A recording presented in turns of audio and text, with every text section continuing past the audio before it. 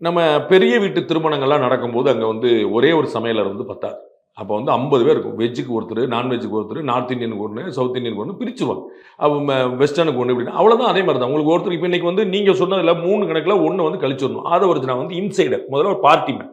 அவர் வந்து ஒரு வகுப்பாளரா இருந்தாலும் அது தனி. இப்ப அங்க வந்து அந்த ரோல் கிடையாது. அவர் வந்து உள்ள சொல்லக்கூடியதுனா கட்சிக்கு அதுவும் தேர்தல் பிரிவு தான் குடுத்துருக்காங்க. சோ அவர் எலக்ஷன்ஸ பார்க்கிறது தான் அவருடைய வேலை.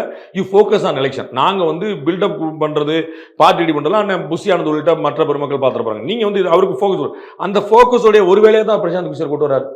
உங்களுக்கு புரியுங்களா? அப்ப வந்து இதுல கான்ட்ரடிக்ஷன் கிடையாது. காம்ப்ளிமெண்டரி. ஒண்ணுக்கு ஒண்ணு. அப்ப வந்து ஜாவானா ராமசாமி ஏற்கனவே இருக்காரு. நம்ம கேள்விப்பட்ட வரைக்கும் ஜாவானா ராமசாமியும் மீட் பண்ணாரு. பிரசாந்த் கிஷோர் அவங்களும் அப்படின்னு தான் கேள்விப்படுறோம். அப்ப நமக்கு என்ன முடிவு பண்றோம்னா, அப்ப எல்லாரும் சேர்ந்து காம்ப்ளிமெண்டரியா ஒர்க் பண்றாங்க. அதுல வந்து நீங்க வருத்தப்படல. ஒரு சூப்பர்வைசர் இருப்பார். அதுல சந்தேகம் இல்ல. ஒரு பாஸ் இருப்பார். அதுல சந்தேகம் இல்ல. That could be Prashanth. That could be even Vijay. அப்புறம் ஒவ்வொருத்தருக்கும் ஒரு பணி வச்சிருக்காங்க. நம்ம இப்ப ராஜ்மோகனுக்கும் வந்து நிர்மல் குமாருக்கும் சண்டை வந்துருமா? அவர் கொள்கை பரப்புன்றாரு, ஒரு ஐடி பரப்பு. இவர் சொல்ற கொள்கை அவர் பரப்புவாரா, அவர் ஐடி இவர் அதெல்லாம் கிடையாது. ஒன்னொன்னு தனித்தனியா இருக்கு.